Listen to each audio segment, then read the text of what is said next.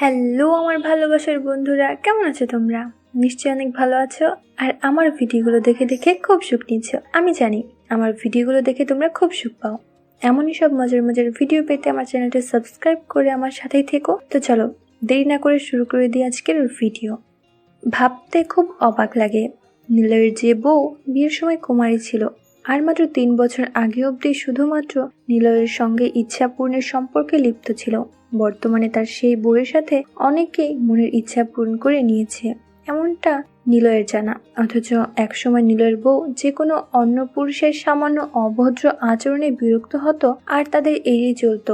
3 বছর আগে অব্দি নিলয়ের বউ কখনো কোনো উত্তেজক পোশাক যেমন হাত কাটা বা বেশি করে পিঠ কাটা ব্লাউজ বা সালোয়ার কামিজ পরেনি।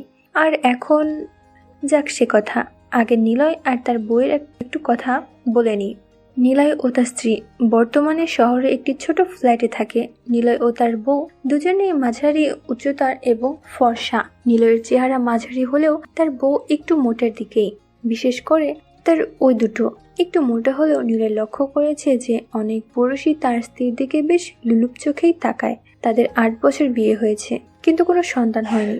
3 বছর আগে অবধি নিলয় মনে করত যে সন্তান না হওয়ার জন্য হয়তো সেই দায়ী, কিন্তু গত 3 বছর ধরে বিভিন্ন বয়সের বহু পুরুষের সঙ্গে প্রচুর পরিমাণ ইচ্ছা পূরণ করেও তার স্ত্রী গর্ভবতী হয়নি। নিলয় বেশ বড় চাকরি করে বলে তাদের অর্থনৈতিক অবস্থা যথেষ্ট ভালো। তাদের বিয়ের পর থেকেই তারা খুব বেড়ায়। ঘটনার শুরু এরকমই এক ট্রেন ভ্রমণ থেকে, প্রায় 3 বছর আগে। সেদিনের সমস্ত ঘটনা আজও নিলয়ের চোখের সামনে পরিষ্কারভাবে ভেসে ওঠে। যে ট্রেন বিকেল 4টার সময় মালদা থেকে ছেড়ে যাবার কথা, সেই ট্রেন মালদাতে এসেই পৌঁছালো সন্ধ্যে 7:15টার সময়। তারা ট্রেনে উঠে তাদের সি কোপের সামনে গিয়ে দেখলো ভেতর থেকে দরজা বন্ধ, তবে নক করতেই ভেতর থেকে দরজা খুলে দেওয়া হলো। নিলয় তার স্ত্রীকে নিয়ে আর তাদের 3টে ব্যাগ নিয়ে ভেতর ঢুকলো। দেখলো কূপের একদিকের ওপর আর নিচের দুটো বার্থ খালি রয়েছে। নিচের বার্থটার জানালার দিকে নিলয় বউকে বসিয়ে দিল আর ব্যাগগুলো বার্থের সামনে মাঝখানে রেখে নিলয় দরজার দিকে গিয়ে বসলো। নিলয় তার বউকে বলল যে টিকিটটা ঠিকঠাক আছে কিনা একবার চেক করে নাও। সুমনা মানে নিলয়ের বউ বলল যে সব ঠিক আছে। এবার নিলয় উল্টো দিকে বাড়তে বসা লোক দুটোকে লক্ষ্য করলো। দুজনের মাথায় কাঁচা পাকা চুল, দুজনের চেহারায় মনে হলো বেশ বলিষ্ঠ ও পেশিবহুল।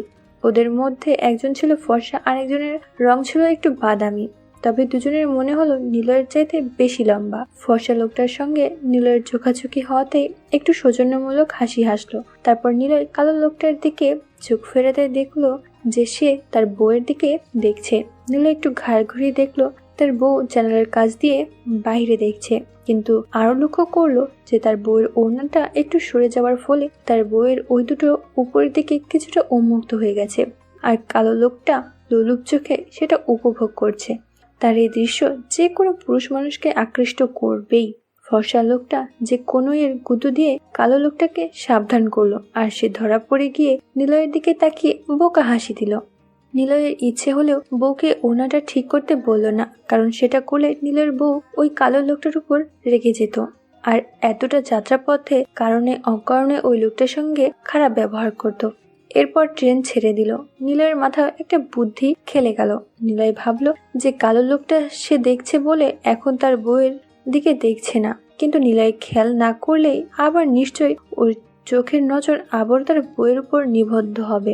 নিলয় ঠিক করলো যে কিছু একটা পড়ার ভান করতে হবে, কিন্তু খবরের কাগজ তো নিলয়ের বউয়ের হ্যান্ডব্যাগে ছিল, আর নিলয় তাকে সজাগ করতে চাইল না। তাই আমার বউকে কোনো রকম ডিস্টার্ব না করেই বইটা নিয়ে নিল। নিলয় মন দিয়ে দেখছে। এরপর আস্তে করে নিলয় বইটাকে এমনভাবে চোখের সামনে রাখলো যাতে সে বইয়ের ফাঁক দিয়ে লোক দুটোর মুখ দেখতে পারে, কিন্তু লোক দুটো যাতে বুঝতে না পারে যে সে ওদের লক্ষ্য করছিল। নিলয় দেখলো যেই সে বই মনোনিবেশ করেছে অমনি কালো লোকটা তার বইয়ের ওই দুটো আবার দেখতে লেগেছে। ফর্সা লোকটার দিকে দেখে এ তো আরো নোংরা দৃষ্টিতে নিলয়ের বইয়ের ওই দুটো দেখছে। এরপর ওরা দুজনের চোখে চোখে কি একটা ইশারা করলো, আর দেখলো যে ফর্সা লোকটা একটা নোংরা হাসি সহ সম্মতির সূচক মাথা নাড়ালো। নিলয়ের কিরকম যেন একটু ভয় ভয় করতে লাগলো।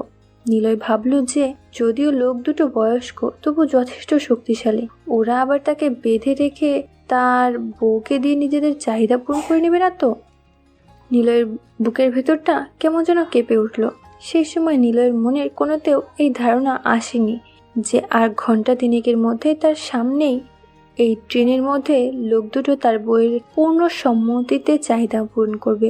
নিলয়ের বুকের ভেতরটা কেমন টিপ টিপ করছিল। তাই নিলয় ব্যাপারটা ঘোরাবার জন্য তার বউকে একটু জোরেই ডেকে বলল, সুমনা চলো এক কাজ করি, তুমি একটু হেল্প করো, বড় সুটকেসটা ধরে উপরের বাড়তে আপাতত তুলে রাখি। নিলয়ের কথা শুনে সুমনা সিট থেকে উঠে পড়ল। তারা দুজনেই ধরাধরি করে তুলে রাখছিল। নিলয় আহার চোখে দেখলো লোক দুটো হাঁ করে তার বউয়ের দিকে দেখছে। রাগ হলেও ভাবলো কি আর করা যাবে। নিলয় নিচের উল্টো দিকে বসা লোক দুটোকে লক্ষ্য করে দেখলো ওদের চোখগুলোর কামনায় একেবারে চকচক করছে। সেই সঙ্গে আরো লক্ষ্য করলো ফর্সা লোকটা তার ডান হাত প্যান্টের সামনে বোলাচ্ছিল। তার মানে ওরা নিশ্চয়ই নিলয়ের বউয়ের এমন কিছু দেখতে পেরেছিল যাতে তাদের হয়ে যাচ্ছিল। প্রসঙ্গে বলে রাখা ভালো যে নিলয়ের বউ সেই সময় পর্যন্ত সামাজিকভাবেই অত্যন্ত রক্ষণশীল এবং সতীসাধ্যী থাকলেও নিলয়ের সঙ্গে ইচ্ছা পূরণের ব্যাপারে সে কিন্তু খুবই আগ্রহী। আর তাদের ইচ্ছা পূরণের জীবনে তারা বহু রকম পরীক্ষা নিরীক্ষা করেছে। যাই হোক, আবার ফিরে আসি। নিলয় সেদিন ট্রেনে তখন লোক দুটোর উপর রাগ হলেও তার চেপে রেখে সুটকেসটা উপরে রেখে নিচে নেমে এলো। সুমনাও আবার জানালার ধারে গিয়ে বসেছে আর এবার ওনাটা ঠিক করে নেবার জন্য আর ওই দুটো লোকের চোখে দৃশ্যমান হচ্ছিল না। নিলয় তখনকার মতো নিশ্চিন্ত হয়ে খবরের কাগজে মনোনিবেশ করলো। লোক দুটো তার বইয়ের দিকে না দেখলেও করিডোর দিয়ে সবাই এদিক ওদিক যাচ্ছিল। তারা উকি দিয়ে নিলয়ের বউকে দেখে যাচ্ছিল। আগেই বলেছি যে নিলয়ের বউ তত সুন্দরী নয়, তাই তারা যে উকি দিয়ে তার বউয়ের ওই দুটো দেখছিল সে ব্যাপারে নিলয় নিশ্চিত ছিল। নিলয় লোকটাকে বলল, আমি কি দরজা বন্ধ করে দিতে পারি? লোকটা উত্তরে হেসে বলল, না না, আপনি অবশ্যই দরজা বন্ধ করতে পারেন, আর আমাদের সঙ্গে হিন্দিতে কথা বলার দরকার নেই। লোকটার মুখে পরিষ্কার বাংলা শুনে নিলয় একটু ভেবাচেকা খেয়ে গেল। আর সুমনও লোকটার মুখে বাংলা শুনে এদিকে ঘুরে তাকিয়ে লোকটা একটু হেসে প্রথমে সুমনার দিকে ও তারপর নিলয়ের দিকে তাকিয়ে বলল, আমি বাঙালি না হলেও কলকাতাতে পড়াশোনা করার সুবাদে বাংলাটা ভালোই বুঝি। লোকটা আরো বলল, আমি রঘুনাথ আর ও সেলিম খান। নিলয় বলল, আমি নিলয় সেনগুপ্ত আর ইনি আমার স্ত্রী সুমনা। এরপর হঠাৎ সুমনা হাসি মুখ করে বলল, আপনারাও কি আমাদের মতো বেড়াতে যাচ্ছেন নাকি? উত্তরে কালো মতো লোকটা বলল, না না, আমাদের একটা ফার্ম আছে, আমরা সেখানে প্রতি মাসে একবার করে দেখাশোনা করতে যাই। নিলয় সুমনার হঠাৎ করে কথা বলায় একটু অবাক হয়ে গিয়েছিল, কারণ ও অচেনা লোকের সঙ্গে, মানে সে বা তারা যদি পুরুষ হয় তবে ঝট করে কথা বলে না। হয়তো লোক দুটো বয়স্ক বলেই তার বউ তাড়াতাড়ি সহজ হয়ে গিয়েছিল। এরপর তাদের চারজনের মধ্যে নানা বিষয়ে কথা হচ্ছিল। নিলয় আরো জানতে পারলো যে রঘুনাথ বাবুর দুটি বিবাহিত মেয়ে আছে। ওনার বছর 3 হলো পত্নী বিয়োগ হয়েছেন আর সেলিম বাবু বিয়ে করেননি। এমন সময় রঘুনাথ বাবু সুমনাকে বলল, দেখো বৌমা, তোমরা আমার থেকে অনেক ছোট, তাই বলছিলাম যে যদি তোমাদের আপনি করে না বলে তবে তোমরা কি কিছু মনে করবে? বলে উনি আরো বললেন যে নিলয়ের বউ সুমনা ওনার বড় মেয়ের থেকেও ছোট। তারা দুজনেই ওনার এই প্রস্তাবে সম্মতি দিল। এরপরে চারজনের ডিনার সেরে নিল। তারা দুপক্ষে রাতের খাবার শেয়ার করছিল। এরপর সুমনা শুয়ে পড়ল। নিলয় বলল, কি গো, শুয়ে পড়লে যে, মাথা ধরেছে নাকি? সুমনা বলল, তা একটু ধরেছে। তখন সেলিম বাবু বলেন, বৌমা, যদি সুযোগ দাও তবে খুব সহজে তোমার মাথা ধরা ম্যাসাজ করে সারিয়ে দিতে পারবো, কারণ মনে হচ্ছে তোমার মাথা ব্যথা বেশি, স্ট্রেস এর জন্যই হয়েছে। উত্তরে সুমনা একটু কুনিষ্ঠ হয়ে বলল, না না, ঠিক আছে, আপনাদের আর কষ্ট করতে হবে না, ও একটা ওষুধ খেয়ে নিলেই ঠিক হয়ে যাবে। তখন রঘুনাথ বাবু বললেন যে ওনার কোনো কষ্ট হবে না, কারণ এরকম ওদের করার খুব অভ্যাস আছে। উনি আরো বলেন, আরে বাবা, আমরা তো আর সবসময় তোমাকে হেল্প করার জন্য থাকবো না, আর একবার ট্রাই করে দেখো না, এই বয়স্ক দুটো লোক বিনা ওষুধে তোমার বেদনা কমাতে পারে কিনা। এরপরও সুমনা বেশ কিছুক্ষণ ধরে ওই লোক দুটোর অনুরোধ মানতে চাইছিল না, কিন্তু রঘুনাথ বাবু আর সেলিম বাবু ছাড়ার পাত্র ছিল না। শেষে সুমনা অনেকটা নিরুপায় হয়ে রাজি হয়ে গেল। তারপর কি হলো তা আমি তোমাদের আগামী দিন শোনাবো। তো বন্ধুরা, কেমন ছিল আমার আজকের ভিডিওটি?